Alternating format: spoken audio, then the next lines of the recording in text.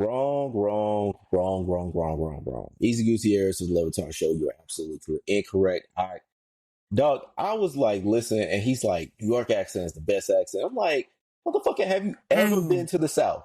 Like Nate, bro, like, I know you live down there, so you more used to it, but like, look, as an out of towner that basically came down there, like, ain't nothing. The first time I basically went to Southern's campus and basically was in the bookstore, and like the lady was in there, like, can I help you, babe? I They was had done. you, bro. When they hit you with that baby, I was like, you good, bro. I was donezo. Like, when you're not used to it, it's just like, dog. It's something about it. It's like they always say, like, two Americas when it's some of this shit, dog. That's the most two American shit I ain't heard, because I'm like, there's no way you can be like, oh yeah, this accent don't mean shit. No, brother. No, brother. That shit is elite. Anybody that basically knows and been with somebody that was from New Orleans, like, had some homies that been from New Orleans, been down to the bayou and all that, like, dog, it ain't nothing in the beating wonderful South. It ain't nothing beating I love New Orleans. I can't wait to go back. I gotta go back down there. Look, bro, I'm telling you, it is. Look, I love it. This is my shit. Look, you can't, you cannot be like that, bro. Dan Levitar, look, Levitar show, y'all don't know nothing about no accents, bro. Y'all don't know nothing about no babies. Y'all don't. Like, they in Miami, that should be knowing about this shit, dog. Y'all don't know about y'all, and y'all don't know nothing about the say. Shout out to my people over in Atlanta. What's happening, baby? Like, and I'm sorry, I don't mean to offend nobody, but yeah. Look, y'all don't understand nothing, but we understand that y'all don't understand. But with that being said, we gonna go ahead and open up our show. Let's do that. Price, bruh, me goes podcast back, another episode for you guys. Today we got to get y'all a little Super Bowl, little Super Bowl, a little bit more on that, little Super Bowl. Rob said, my boy Rob said, if the Chiefs win this one against the Eagles, it should be worth 2 Super Bowls. We got to talk boxing, rehab season. Canelo went Jake Paul and then went without Jake Paul and now has a 4-fight deal. Swerve on him. With rehab season, with Bud being the fight in September, his second fight. What does this do for boxing? It's so much MLB players. As much as me and Rob love you guys in the sport, we got to talk about how bad y'all sell products to us. Okay, we just got to talk about that and a little bit of NBA and all of that today. Bruh Amigos podcast. Tell them to do what? We gon' hit that music play, boy. 4, 3, 2, 1, go.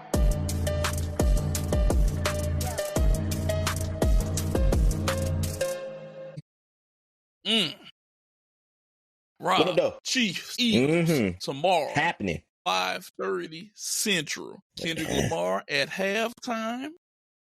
But the question is, how you think this one gonna turn out, bro? So we said it last time, and I'm gonna keep on it. Eagles are taking this, and that's why I say that if the Chiefs actually win this one, it should be worth 2. Because here's why I say that: with the Chiefs and how basically they've been playing, they've been skating by. They've been that world champ. It's basically just been weaving their way through and basically just getting by all these games. Like, they just making it happen by hook or crook. They doing it, keeping that title on them. They're 2-time champs. They're going for that 3-peat. Although I would love to see a 3-peat Super Bowl champion, and I know y'all don't. I want to basically be like, all right, if they do this, if they do make this happen, I would basically say that's worth 2 because of how good this Eagles team is and how prompt they are to basically knock their asses off. I really think that this Eagles team is too damn good everywhere. And this is the best team that basically they faced in this whole Super Bowl run. Like, I think they're better than what the 49ers were. I think they're better than what the Eagles, the first iteration of the Eagles were. So I think they're definitely like this team is on one. And if I keep looking down, it's because I'm doing like a fantasy draft while I'm doing doing this. I can multitask, y'all. Yes, we do. But the thing about it is, yeah, I think that this should be worth $2. Like it just gotta be. Like this is gonna be excellent for them, and I can't wait for it. Okay, so this is what I'm gonna say about this one. I want to see Patrick Lavon Mahomes. The third. Yep, the third win this. But I can only see this happening if they can make the Eagles play from behind. Mm-hmm. I think Andy Reid might not have to get the ball. I think if he can get the ball first and they can score first and put pressure on them and stop them for a run or stop them on a drive with a run and make this happen, we might be looking at the first three-peat in NFL history. And if that happens, I know the social media world will implode. Absolutely. It will it would be Taylor Swift got them a three-peat. They rigged it. They bought off the refs. Right. They were in This New Orleans is what this all about. and blah blah blah. Voodoo. They bought them to New Orleans because it's voodoo. It's all a conspiracy. conspiracy. It's gonna be 999 million reasons why the Eagles lost if they lose. But if they beat Kansas City, then it's gonna be like they finally got what's coming to them. So I hope that Kansas City wins. Yeah. It's gonna be a very competitive match. Now, with that being said, just our little short Super Bowl take. We want to talk about boxing. Okay. No, I know y'all gonna say, y'all haven't been talking boxing in a while. Well, there's been some good matchups, but we like to point out a lot of the high end stuff. And one of the things that I want to talk about is Canelo is officially Riyadh season. He's going over there for a fight deal. One fight early in May. He's looking to fight Bud in September as his second fight. They were doing the Jake Paul fight, and then he backed out. And Jake Paul has been out today accusing Canelo of being a money hungry crook, but I'm like, aren't you kind of money hungry if you want to fight him? You can't stand it. Yeah, you can't stand in the glass house and want to throw rocks, bro. It don't work like that. It don't. But with that being said, 4-fight deal, securing his fight to fight Bud, which is the fight that we all want to see. We all want to see this fight, hands down. That fight is going to be one of the more entertaining ones. The question is going to be what the first fight is going to be and how much it is. And I had to throw this side note in there for that fight, Rob. What's up? I think that Nelly's song number 1 should be performed during Canelo versus Crawford. They might have Nelly ass out there to basically perform it. Like they usually do a concert. Why. Yeah, I'm going to tell you why that I picked that song. In that song, Nelly tells you, what does it take to be number 1? 2 is not a winner, and 3, nobody remembers. And I feel like that would be the perfect song to set this off because Crawford going up weight divisions to fight Canelo, who has been a monster. At his 168, he has been ridiculous. And to watch Bud go up that high to fight him will probably, I'm not going to say that we'll never see something, 2 people this high up fight like this again. But I'll say this. As long as Riyadh season is in there and Turk Al-Sheikh is in the building making these fights happen, we had a possibility to see anything. Riyadh season has just become the dream makers of fights. Okay? This is what they're doing. And I know me as a person who likes to watch boxing, I'm kind of hoping that the Saudis invest in whatever sports that they feel like they want to pump money into. Because if they want to draft ultimate baseball teams and watch a match, I'm with it. I'm with it. I am for all of this because to me what this does for boxing is it makes more money. It gives them a chance for international promotion.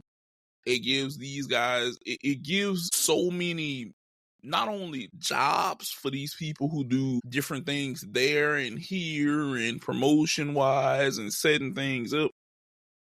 This is a major thing because imagine if back in the day they had stuff like this. Imagine if you could have made dream matchups happen just all the time because the money was there. You didn't have to find a backer. You didn't have to find a sponsor. You didn't have to do all of this other XYZ stuff. You didn't have to promotion. see. Yeah. Yeah. This is what's going to change the face of boxing. And I'm all for it. Now, with us talking about boxing, you know, there is a rumor, and we will put this as a poll question for you guys.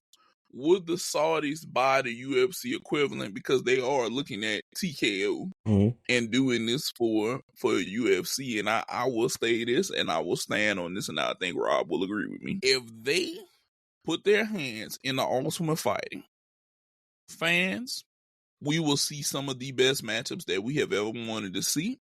And these guys will get paid, but they deserve to get paid instead of dealing with Dana White. I know that people on record like, dang, and I was just looking at him, heavyweight champ, lost Nagano? to Bones. No. He lost to Jones. Cormier. Daniel Cormier said that you get a check whenever you get to the back. It'll be $1 million check. But this is what I'm saying. Me and Rob, just a little spitball math at y'all. If they sell 500,000 pay-per-views and they give each one of the guys $2 per pay-per-view buy, that means that they gave each one of these guys $1 million, right? But they made 40 million total and kept 38 million. Okay, they are only losing this much money, and we're not talking about tickets that they sold and merchandising and all of this other stuff that they sold, because nobody talks about all of that extra backing stuff. Dana makes a fortune. Well, he doesn't make a fortune. His investors now make a fortune, and he also makes a lot of money. But they don't pay these guys like they should get paid. At all. So I'm for anything that the Saudis are going to pump money into, especially if it's TKO and they're going to make these things happen, because Nagano versus Bones is something that would light my life on fire if you told me that they were going to do this in Saudi Arabia. I just cry a little tear of joy. Just right there, just one thug tear. I'd be like, we got it. Because I'm with him. I'm with every dream matchup. I'm tired of being here whenever he thinks he puts together a great card. You know what? Let these guys put it together. They know what they want to see. They know what they want to see. They did mega wrestling over there, and they had good cards for that. They've done boxing. The last Rehab season that we watched, it had great boxing matches all through, start to finish. The whole thing was watchable. Because we got to see Martin Bacoli. That's how the world really was introduced to Martin Bacoli, who is soon going to fight for a title fight. The one that be Big Baby. Yeah, Mr. Walk him down, bro. Beat the hell out of him. Boy, he walked that man. And it looked like bullying at a certain point. And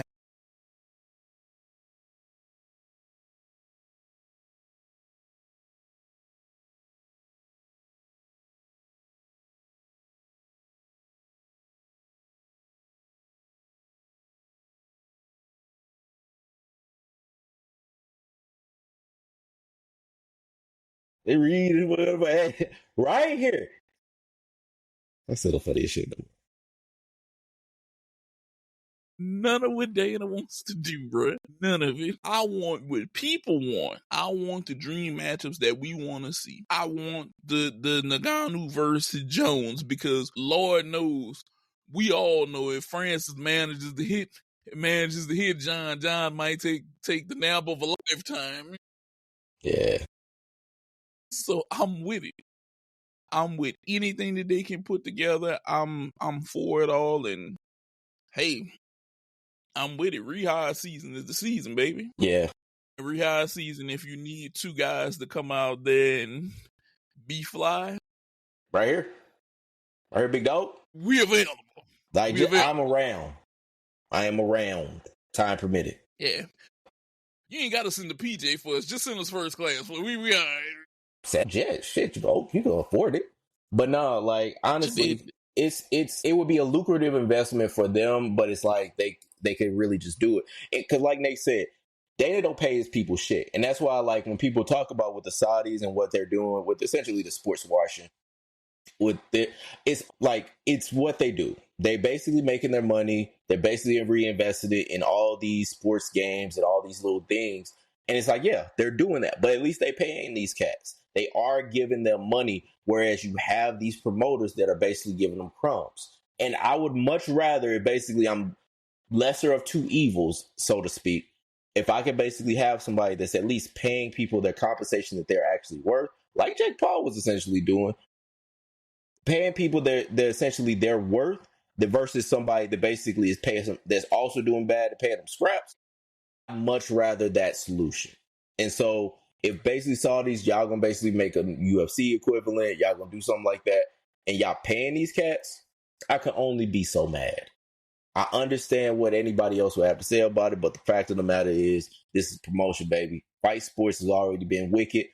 You can see all these cats that basically been a part of it aren't the most people that you're gonna have babysitting your kids. But the fact of the matter is, they basically are. Some of them aren't paying these cats and compensating them as much. If somebody's compensating them more, I'd rather have that than the alternative. And I just want to throw this one out there only because I'm a selfish baseball fan. But Rob, imagine, Rob, the best players in the world, 1-on-1, or we could do the best the best in the MLB versus the best international. One match or one series, they could build a field. They build everything. Shit, I wouldn't put it past MLB trying to like do something like that. I mean, granted, the All-Star game is the All-Star game, and it's not gonna change anytime soon. But like, I could see them trying to put a second All-Star game, whereas you have essentially top U.S. versus top international, because they have the World Baseball Classic that comes around every 3 years. But in the meantime, basically being able to have, like, say, either a mini tournament, like they are supposed to be doing with the top prospects, having like a mini tournament and stuff like that. Yeah, it might could work, you know. Like, I wouldn't be against it. Like, it makes them shake, you know. Throwing that out there. And like I said, we're available for that too.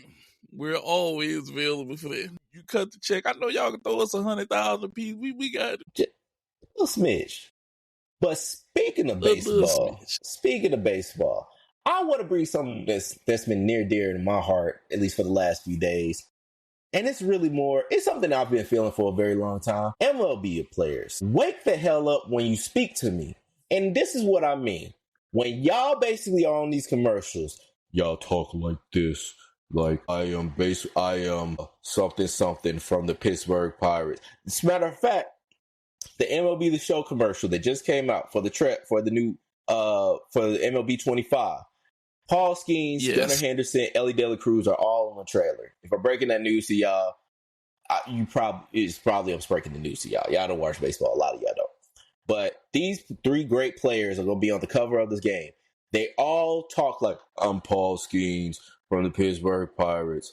I'm Gunnar Henderson from the Baltimore Orioles. At least kind of woke up and be like, I'm Ellie De La Cruz from the Cincinnati Reds. But it was just like, I'm talking like this.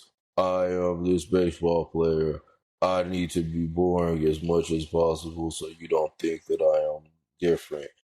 Dog, you're selling me on something. It's an ad. The whole job of an ad is to sell me. Not baseball fan me, but non-baseball fan me. Why? Because you want everybody to buy this game. You want grannies to basically be like, I like that young man. I'm going to buy his game. You want to be like grown-ass men, be like, you know what? I've watched baseball in a while.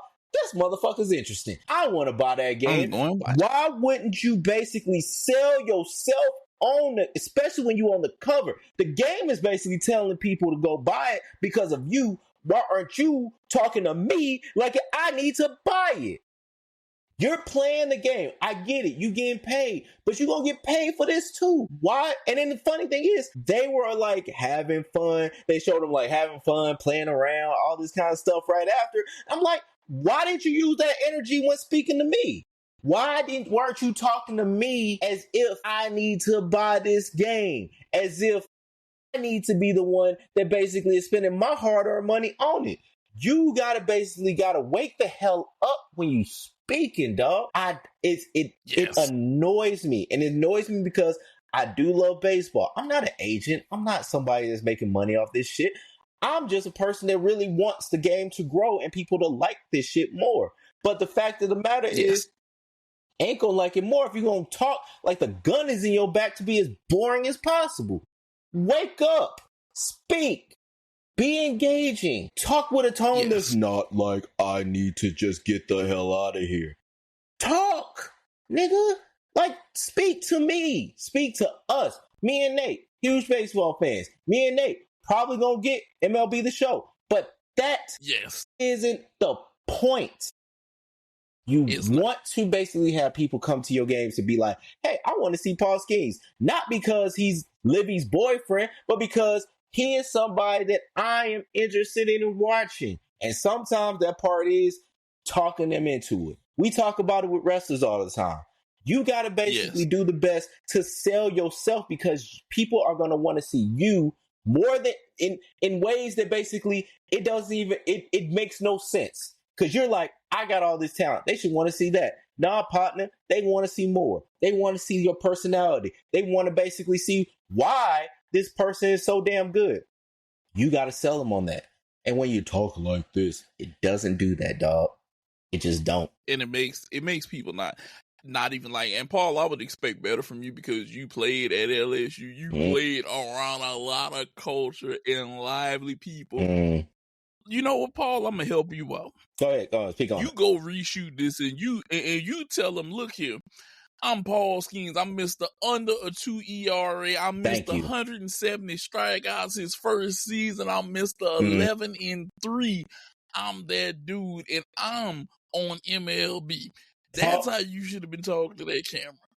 You talk your shit to them, and you let them know how good you are. Put that shit in a tinfoil and motherfucker reheat it and bring that shit out when next time you speak. Because Nate gave you game, $1 million worth of game for free. For free. You let them know. You talk, because trust me, we are all expecting you to go in the Hall of Fame one day. How you hit the seat. I just drafted you in my fantasy draft today. I spent a lot of money in the salary cap draft just for you. Yes. All right. You need to show the fuck out. All right. Make my money work. You need to speak up. You, Ellie, all of them boys, y'all need to flex on what y'all do. You guys had really, really, really good seasons. You guys need to talk your shit. You need to step up to the plate and not just get a hit one over the fence, Paul. You need to get on the mound and throw the nastiest pitches that you have and get a man out of here in 3-4 pitches and let them know how good you are, man. Sell us. We need your personality to show, like Rob said. We need your personality to show. We know that that's not how y'all are in the dugout, because we see y'all hitting high all the time in the dugout. All the kikis. We know that this ain't what you are in the dugout, bro. We need you to show your personality on these commercials. Let these people look. Let yourself be free. Let yourself be free. And if you need a little bit more energy when you speaking to folks, why don't you grab yourself some W? That's DUBBY. And if you want to go to their website, DUBBY.GG, you can basically get 10% off on your purchase by using the code. What is it? Bramigos Pie. Get you some energy, get you some W, get you some hydration, you get you some energy. They got some hella nice shit. I love it. I basically put in my water, this water, all the time.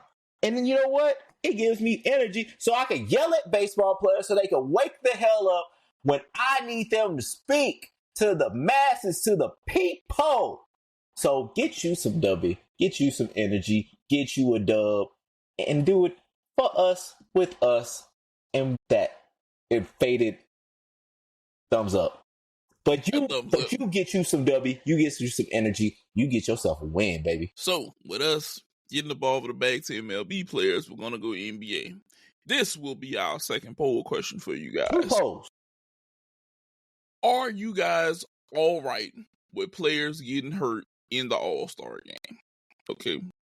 And the reason that we're bringing this elephant up in the room is because of this. I don't know if you guys saw, Anthony Davis was crushing it today. Mm-hmm. And he had 26 and 16 and suffered a non-contact injury. It looks like it's probably his groin. Yeah. And this is where we need to have the broader discussion of what matters. Are we okay with them getting injured in the All-Star game? Yeah.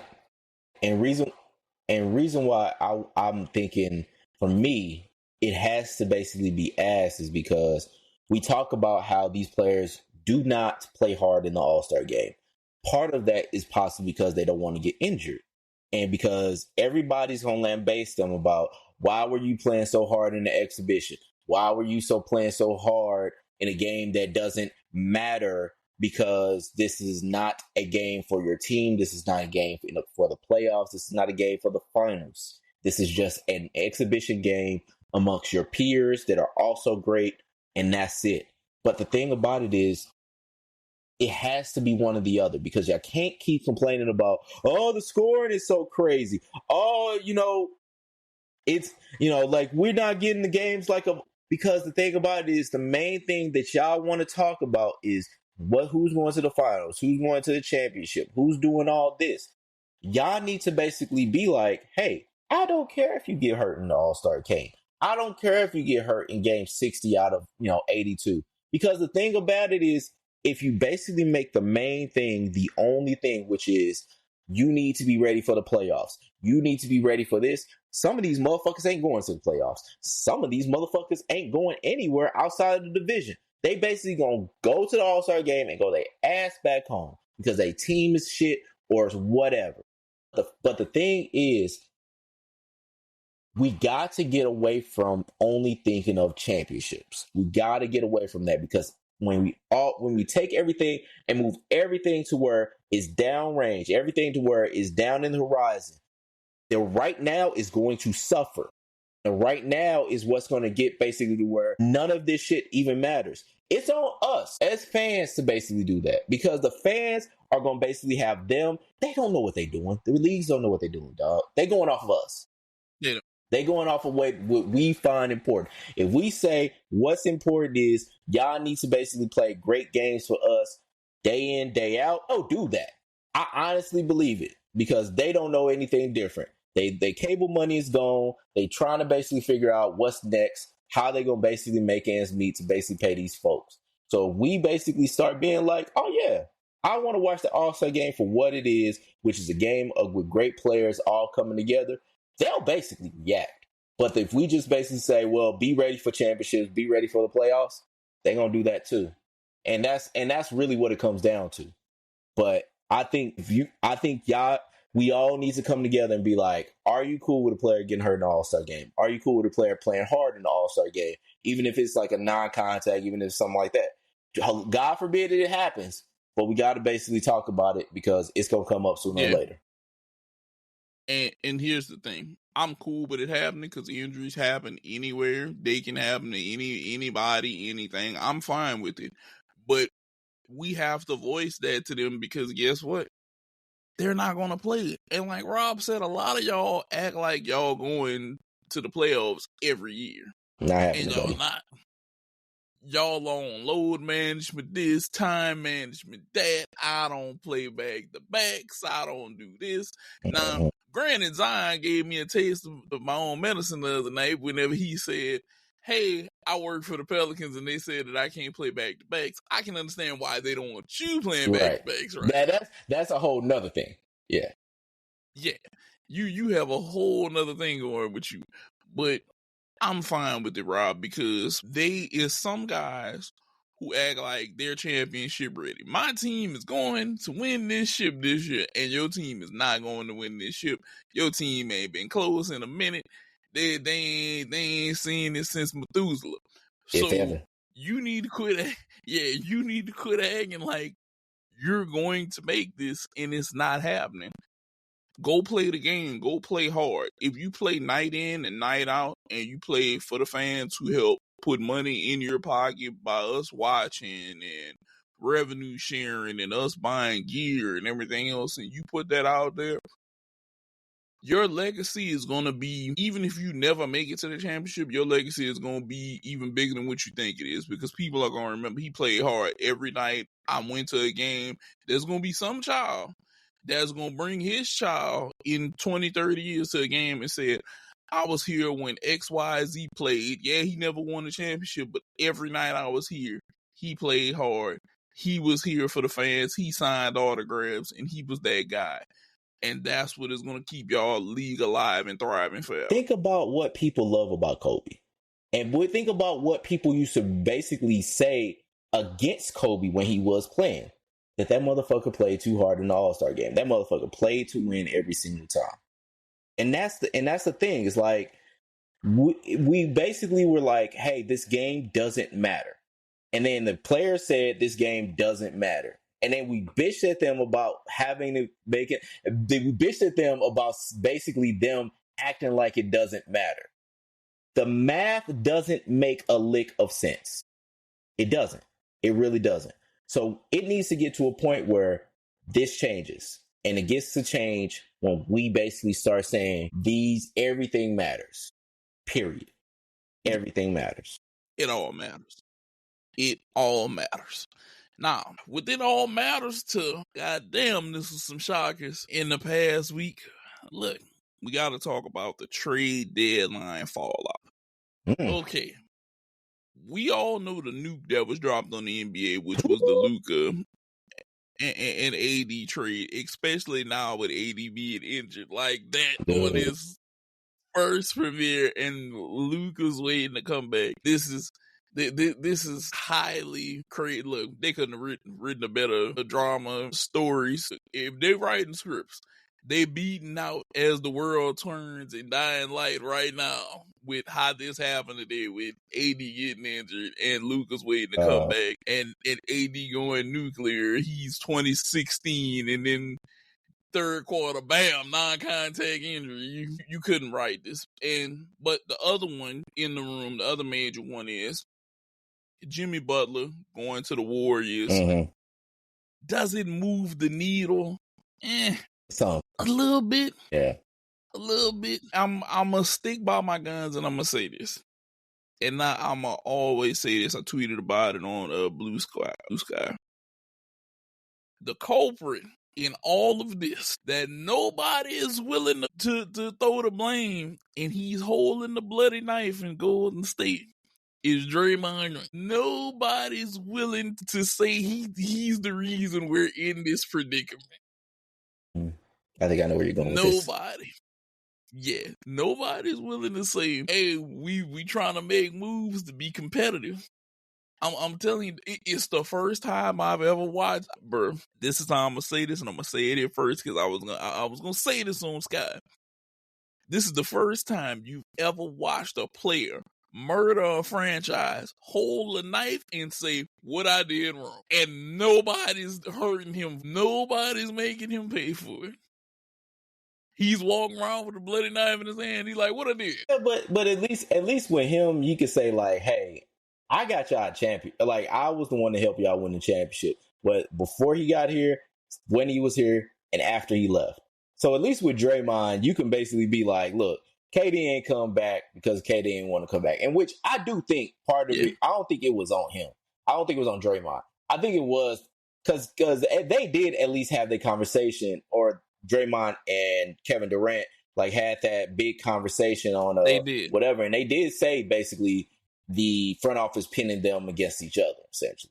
Or at least the lack of communication, the lack of like mediation between them basically didn't basically lead to where they can basically, come together. They basically was like, oh shit, niggas fighting. And kind of left them on their own. So I would say like probably that was the thing, even though most of that regime is like gone, Like, I think Joe Lacob Yeah. is still there, but like, not Lacob. What's the old dude name? Who's the nigga? No, Bob Myers. Bob Myers is the one. Bob Yeah, Myers. Bob Bob Myers is the one Myers. that's on Yeah, ESPN now. Yeah, but like Joe Lacob, I think is Yeah, still there. I can't remember, but like, yeah, that's probably what it is. Or it was like KD was just like, man, I don't want to. Which KD seems like one of those people who's like, you gotta really like get him up to like do shit at time. So this is how I'm gonna say it though. I feel like if they handle that and they make Draymond do what he needed to do publicly and they address it as soon, I think KD doesn't live there. He doesn't leave there. Even though he may injure himself in the finals, he doesn't leave there, and you're not in the situation that you're in right now. You probably lose Clay. You probably lose Clay regardless. I feel like Clay was the piece that was gonna leave regardless.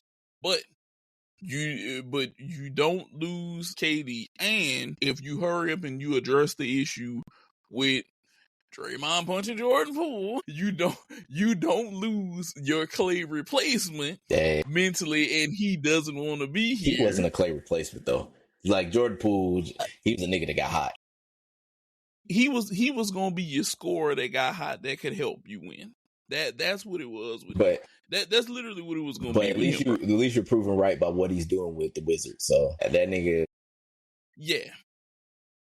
If it was ever of who I might have said myself, moment, it's him being on the Wizards. You probably thanking Draymond for punching his ass just because it's like, hey, here's a reason to get him out of here.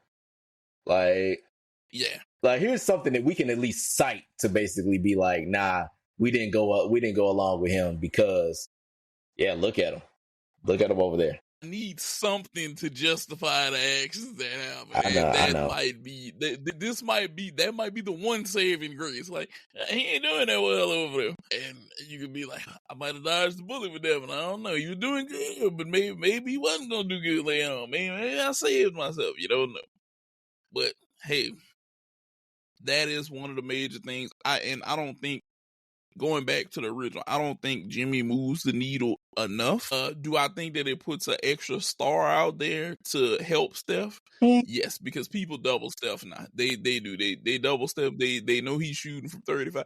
I watched Oklahoma grab his ass at the goddamn logo near half court, near the timeline. They were like, you shooting that bitch back. They sent the double at him. They were like, make somebody else shoot it. Like, they got a sound strategy for you right now, Steph. They know that they can leave people. They can run zones. They can do this, do that. They can scheme differently for you versus in the past when you had people to knock down shots. Another major trade, De'Aaron Fox, he went to the Spurs. That looked very good. His debut was ridiculous. I want to say 24 and 13. That was a great game for him. Zach LaVine, I want to say he's doing all right now, in Sacramento. He did straight. It was enough shakeups to warrant the fact of, man, we got some shit that went left and right for the trade deadline, and we're going to have to watch this closely and see how this pans out within two things: going through the rest of this year and going into free agency during the summer, and where people are moving, because it's still minor pieces hanging out there, like Chris Middleton, who got moved to the Wizards. That's going to be like something interesting. Kyle Kuzma going to the Bucks. Are they going to re-sign him? Probably not, because they got up off of Middleton's contract. What they might try to do with their cap space. It's a lot of little things that we're going to have to watch. It's going to be more than just the stars. It's going to be a lot of little things too that we're going to have to watch this off season. Now, going back to what's currently right now in this NBA season is this. A lot of good guys, a lot of great performances. So, gotta ask the question right now, Rob. Who do you think is the early front runner for MVP of the league? I gotta say it's Shea right now. Shea's basically been on fire. That team has basically been on fire. It's got to be him until basically somebody knocks him off. I don't see anybody else doing it. Jokic is putting up numbers. Jokic is basically still got a good team. I think they're going to go Shea. I think it's going to be kind of like what we seen with Josh Allen winning the MVP like a little minute ago. I think it's going to be the same thing with Shea. To me, it has to be Shea Gildress. I don't think Jokic is going to get it. I don't think Giannis is going to get it. To me, those are the other two guys that are really up there. If Shea was to either fade a little bit and able to go up, I could maybe see one of them winning it. Shea to me is the clear front runner. He's the scorer. He's the man over there scoring for that team. He is the dude. That Oklahoma City train is being pulled. It's a lot of force there, but he's the driving force. He's definitely the driving force on what happens there, and I love it. Now, some other people throw Wemby and Tatum out there. Okay, so I know my homeboy who listens to this podcast, he's about to be upset with me with what I'm about to say, but I gotta say it. Okay, so people, all of you Wemby fans out there, I'm gonna let you know something. It's one reason why I am not sold on the 7'4" Frenchman. Okay, he is 7'4" and he's ranked like 8th in rebounding. Okay, you may be saying, Price, that's really good. That's really good, but he's 7'4", and Domantas Sabonis is like 6'10" and out rebounds him. Yeah, but there's a reason behind it. He plays because he plays on the guard. Go ahead. I'm interrupting. Look. I know what you're gonna say, that he be outside and stuff like that. Which I ain't gonna lie, he be hitting some threes. He be doing this thing. But every now and then, Wemby, you need to get your big tall ass down there and grab like 12 to 13 a game and do what you need to do there. Help the team. Get more second chance points. Take away possessions from the other team. Show me that you're not just gonna be a jump shooting big man 24/7, okay? Because then it makes me wonder, does he need a partner in crime down there? Is this what he needs? Do we need to get you in Isaiah Hartenstein like Chet Holmgren? Because Chet is more offense and shot blocking, where Isaiah Hartenstein is more rebounding and shot deterrent. Do you need one of these guys? I don't know. But you did get a De'Aaron Fox, and that Fox is fast. He has brought another element to San Antonio. I cannot lie about that, bro. That team is now on the up and up for sure. Chris Paul, I still don't think that you're gonna get a ring over there. Not unless you got time to wait. It ain't happening, Brody. Yeah, not unless you got time to wait right now. You do or something like that. Or you gonna go to the bench and play like 2 minutes a game and try to play the long game at the end of your career, right. You know? I got 26 years in the NBA. Damn, how y'all play LeBron only playing 3 minutes a game, bro? You out your hoping you can win that ring. I don't know. This is looking like a great NBA season. It looking like a Shea Gildress MVP. I told you, Rob, the Cavs. I feel like the Cavs might be in the finals. It's looking like it. DeAndre Hunter. It's looking like it. I'm telling you, all they have to do, I want to say they 2-1 against Boston this year. I think whenever it's going to come down, if they play Boston in the Eastern Conference Finals, if they get the upper hand and they manage to pull this out, I think that they have a legit chance at bringing a title to Cleveland since LeBron. And if they do that, I'm not going to lie to you, the LeBron Cleveland title, it means a lot because it got there first. Right. But they're going to look at it and say, we did this shit without That's him. true. They're going to look at it, and That's Dan true. Gilbert is going to do a 2-step in his office because he's been spearheading this post. Fuck you, LeBron. Era. Yeah, he's been spearheading that. I understand why he's spearheading it because I say this once and I stand by this. Whenever LeBron comes to your team, he's going to disassemble your team to make your team what he wants the team to be, and then whenever he leaves, you just have to deal with whatever's left. Whatever's left, and I also think that's why Pat Riley has done what he did with the Jimmy Butler thing. Because I feel like he wasn't going to let Jimmy run that team. Pat said, I'll be damn. My old wrinkle ass, you going to come up here and run this team. Look, if Pat was willing to fight Shaq one time, they told the tale that Pat was willing to fight Shaq. And I don't know what the hell, what type of gin and juice you was sipping that day Fighting Shaq ain't the answer, buddy. No, sir, not me. Fighting Shaq ain't the answer for a healthy person. Mm-hmm.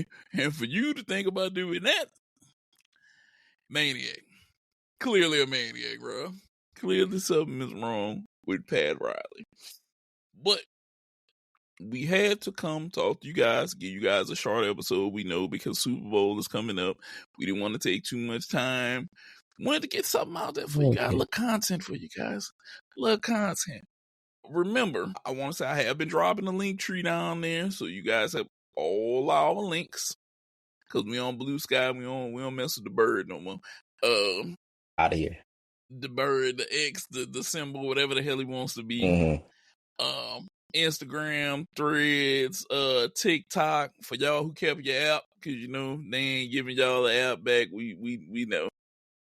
Yeah. We don't know what President Orange might do about that. He trying to work that out. I guess he's trying to work on getting TikTok apps back to you. I don't know. But excuse me, with all of that being said, what you want to say before we get about Good it? night, Taylor Swift. See you tomorrow, I guess, on the screen 1,000 times. Yes, definitely see you tomorrow. Good night, Canada. Have fun during the Super Bowl. Okay? Again, like, subscribe. Tell your folks about us. Go get you some W. Tell your folks about that. DUBBY. DUBBY. Get you some W.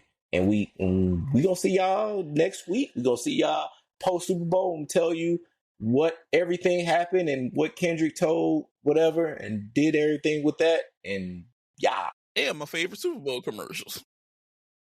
Yeah, because I definitely love I definitely love Super Bowl commercials. This is one thing that definitely gets me to watch. But Rob said all of that. We about to get up out of here. Peace.